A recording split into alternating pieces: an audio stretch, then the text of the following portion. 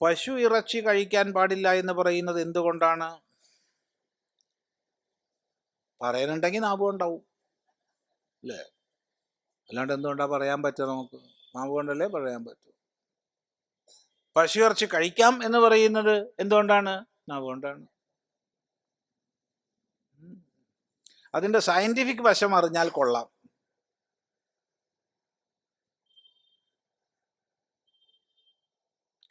അവതാരങ്ങളിൽ മത്സ്യം കഴിക്കാം. അവതാരങ്ങളിലോ?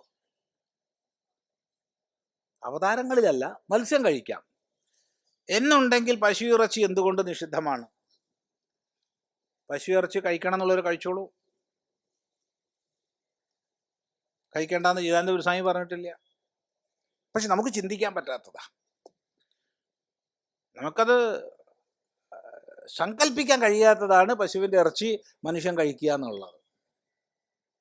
പക്ഷെ മറ്റൊരാൾ കഴിക്കുന്നതിനെ തടയാൻ എനിക്ക് അധികാരമുണ്ടോ? ഇല്ല, എനിക്ക് അധികാരമില്ല.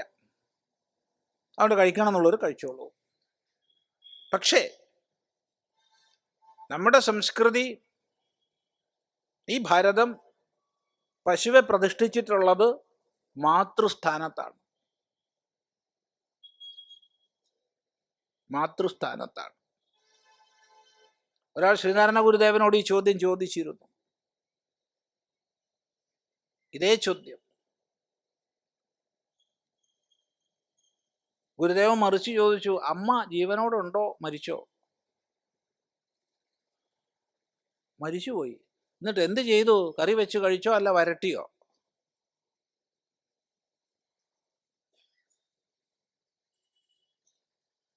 എന്താ ചെയ്തേ? നമ്മളൊക്കെ കൊച്ചു കുഞ്ഞുങ്ങളായപ്പോൾ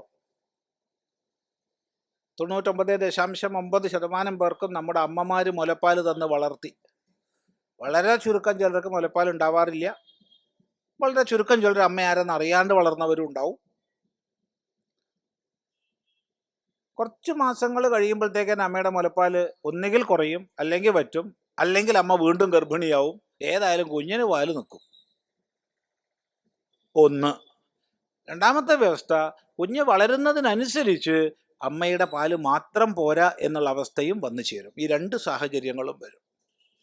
ഈ രണ്ട് സാഹചര്യങ്ങളിലും മനുഷ്യൻ ഏറ്റവും യോജിക്കുന്ന പാല് പശുവിൻ്റെ പാലാണ്. വളരെ ഔഷധ ഗുണമുള്ളതാണ് ആട്ടുംപാല്. വളരെ ഔഷധ ഗുണമുണ്ട് ആട്ടിൻപാലിന്, ഇല്ല എന്നാരും പറയില്ല. പല ഔഷധ ഗുണങ്ങളുണ്ട് കഴുതപ്പാലിന്. ഒട്ടനവധി ഔഷധ ഗുണങ്ങളുണ്ട് കഴുതപ്പാലിന്, ഒട്ടകപ്പാലിന്, ഇല്ല എന്നൊന്നും പറയില്ല. പക്ഷേ മനുഷ്യൻ ഏറ്റവും യോജിക്കുന്ന പാലെന്ന് പറഞ്ഞാൽ പശുവിൻ പാലാ.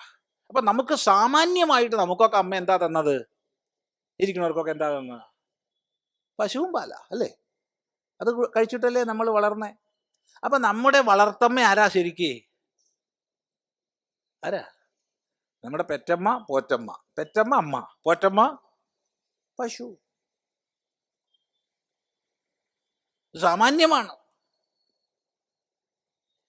ലോകത്തിൽ ഏത് രാജ്യത്തിലും ഇങ്ങനെ തന്നെയാണ്. ഏത് മതവിശ്വാസികൾക്കടക്കം ഇങ്ങനെ തന്നെയാണ്. അവിടെ ഹിന്ദു, ക്രിസ്ത്യൻ, മുസ്ലിം വ്യത്യാസമൊന്നുമില്ല. നമ്മുടെയൊക്കെ പോറ്റമ്മ പശുവാണ്. ഇനി ഒരു തരത്തിലും പശുവിൻ്റെ പാല് കിട്ടില്ല എന്നുണ്ടെങ്കിൽ വേറെ ചില പാലുണ്ടാക്കാം. താല്പര്യമുള്ളവർക്ക് പറഞ്ഞുതരാം. പ്രത്യേകിച്ച് ഇത് വളരെ ഉപകാരപ്പെടുക എപ്പോഴാന്ന് ചോദിച്ചാൽ, പ്രസവാനന്തരം മുലപ്പാൽ ഇല്ലാത്തവരുടെ വിഷയത്തിൽ പശുപ്പാലിനേക്കാൾ നല്ലത് പറഞ്ഞുതരാം. ഒരു മുഷ്ടി നെല്ലെടുക്കുക, അത്ര തന്നെ നവരയും എടുക്കുക. നവര നെല്ല് വെള്ളത്തിലിടുക, 10 മണിക്കൂർ കഴിഞ്ഞ് പുറത്തെടുത്ത് വയ്ക്കുക. മുളച്ച് വരും. മുളച്ച് വരുന്ന സമയത്ത് നല്ലതുപോലെ അത് അരയ്ക്കുക. നല്ലതുപോലെ അരച്ച് തുണിയിലിട്ട് ഒരല്പവും അതിൻ്റെ ഉമി പുറത്ത് വരാത്ത രീതിയിൽ പാല് മാത്രം അരിച്ചെടുക്കുക. എന്നിട്ട് കുറച്ച് കൽക്കണ്ടവും ചേർത്ത് ഇളക്കി കുഞ്ഞിന് കുടിക്കാൻ കൊടുത്തോളൂ. നല്ല പ്രതിരോധ ശക്തി ഉണ്ടാവും. പക്ഷേ പശുപാൽ ഉണ്ടെങ്കിൽ ഇപ്പം അതല്ലേ ഇപ്പം നല്ലത്. അതുകൊണ്ട് നമ്മുടെ പോറ്റമ്മയാണ്.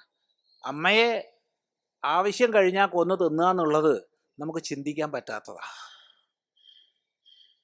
അമ്മയെ കൊണ്ടുള്ള ഉപയോഗം കഴിഞ്ഞു, എന്നാൽ പിന്നെ കൊന്നിട്ട് തിന്നു കളയാം, അത് ചിന്തിക്കാൻ പറ്റാത്തതാ.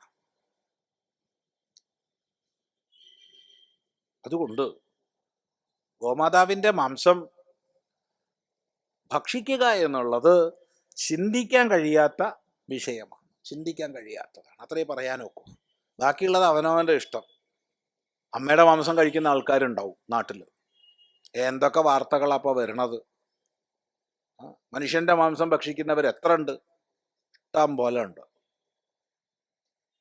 200-ലധികം മനുഷ്യമാംസങ്ങൾ മനുഷ്യന്മാരുടെ ശരീരം പ്രത്യേകം എടുത്തു കൊണ്ടുപോയി വീട്ടിൽ വെച്ച് മുറിച്ച് പാകം ചെയ്ത് കഴിച്ച 2 സഹോദരന്മാരെ കുറിച്ചുള്ള വാർത്ത കഴിഞ്ഞ ദിവസം വന്നിരുന്നു. അവർ ഈ ഖബർ തുറന്നിട്ട് അവിടുന്ന് മാന്തിയിട്ട് കൊണ്ടുപോവുക. എന്തായാലും പിടിക്കപ്പെട്ടു. ആദ്യം അവരെ പിടിച്ച സമയത്ത് അത് ആ രാജ്യത്ത് കുറ്റകരമായ കാരണം നിയമം എഴുതിയൊരു ചിന്തിച്ചിട്ടില്ല ഇങ്ങനൊരു സാധനം ഉണ്ടാവും. അതുകൊണ്ടത് നിയമദൃഷ്ടിയാ കുറ്റമായിരുന്നില്ല. പിന്നീട് നിയമപരിഷ്കരണം ചെയ്തു, അവർ ജയിലിലുമായി. ശരി, അപ്പം അതുകൊണ്ടത് പറയാൻ വയ്യ.